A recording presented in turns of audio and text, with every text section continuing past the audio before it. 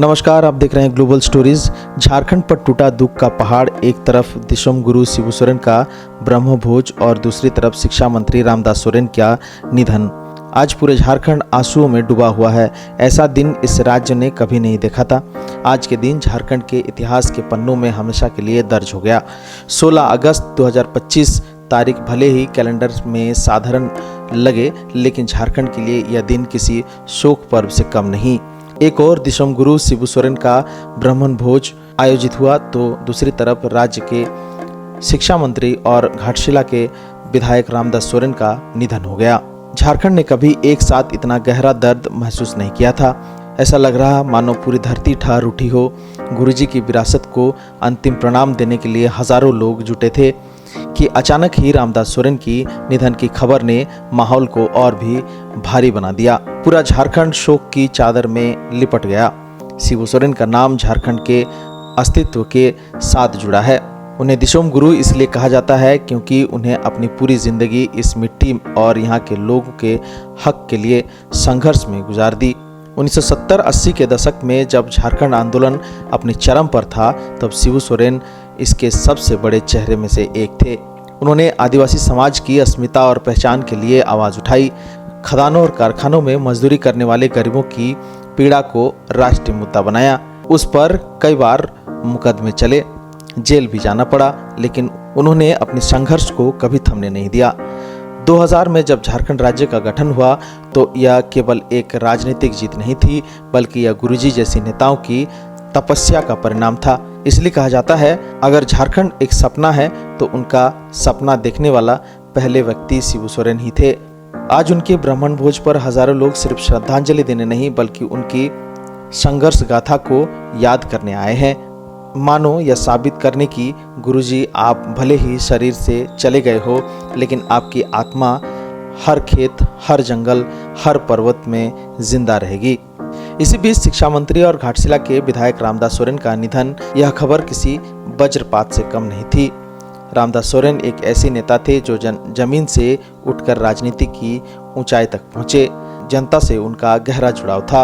वह अपने क्षेत्र में हर छोटे बड़े मुद्दे में सक्रिय रहते थे। खासकर शिक्षा के क्षेत्र में सुधार के लिए उनकी सोच और योजनाएं काफ़ी चर्चा में रहती थी। पिछले कुछ महीनों में उनकी तबीयत ठीक नहीं थी, लेकिन लोगों को उम्मीद थी कि वह जल्द स्वस्थ होकर फिर से मैदान में लौटेंगे, लेकिन नियति ने उन्हें अचानक छीन लिया। रामदास सोरेन के समर्थक कहते हैं कि उन्हें कभी राजनीति को सत्ता का साधन नहीं, बल्कि सेवा का माध्यम माना।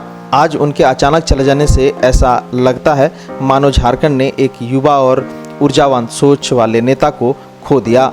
आज झारखंड के गांव-गांव, शहर-शहर में आंसू और सिसकियां थी। रांची की सड़कों से लेकर घाटशिला तक हर जगह लोग भावुक नजर आए। कहीं लोग गुरुजी को याद कर रहे थे, तो कहीं रामदास सोरेन के अंतिम दर्शन के लिए भीड़ उमड़ पड़ी थी। यह नज़ारा झारखंड की राजनीति के इतिहास में शायद ही कभी देखने को मिला हो। आम लोग कह रहे थे, पहली बार ऐसा लग रहा है कि दो सूरज एक साथ डूब गया।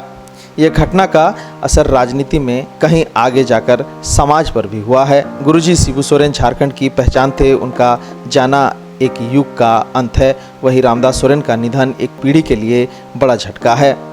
एक और जहां गुरुजी ने झारखंड को जन्म दिया, वहीं रामदास सोरेन उस उम्र को संवारने की राह पर थे। राजनीतिक पंडित मानते हैं कि आज का दिन झारखंड की राजनीति में दिसोम गुरु राजनीति में दुखद मोड़ बन गया है। एक और पुराना अध्याय समाप्त हुआ, दूसरी ओर नई सोच और नई ऊर्जा का अध्याय अधूरा रह गया। लोगों के दिलों में आज एक सवाल गूंज रहा है, क्या झारखंड कभी ऐसे नेता की भरपाई कर पाएंगे? क्या यह केवल दो नेताओं की विदाई नहीं, बल्कि झारखंड की आत्मा का एक हिस्सा खो जाने जैसा है? गुरुजी ने जो आंदोलन की नींव रखी, रामदास सोरेन उसे नई दिशा देने की कोशिश कर रहे थे, लेकिन किस्मत को यह मंजूर नहीं था। आज का दिन हमें याद दिलाता है कि नेता केवल राजनीतिक व्यक्तित्व नहीं होते, बल्कि जनता की उम्मीद और संघर्षों के प्रतीक होते हैं। शिबू सोरेन और रामदास सोरेन दोनों ने अपनी जिंदगी इस राज्य और इसके लोगों के नाम की थी। आज जब पूरा झारखंड इन दोनों के लिए रो रहा है, तो यही संदेश मिलता है कि सेवा और संघर्ष कभी मिटते नहीं। झारखंड की मिट्टी हमेशा इन दोनों का नाम याद रखेगा या शायद आने वाली पीढ़ी भी याद करेगी। 16 अगस्त 2025 वह दिन था जब झारखंड सचमुच अनाथ हो गया था।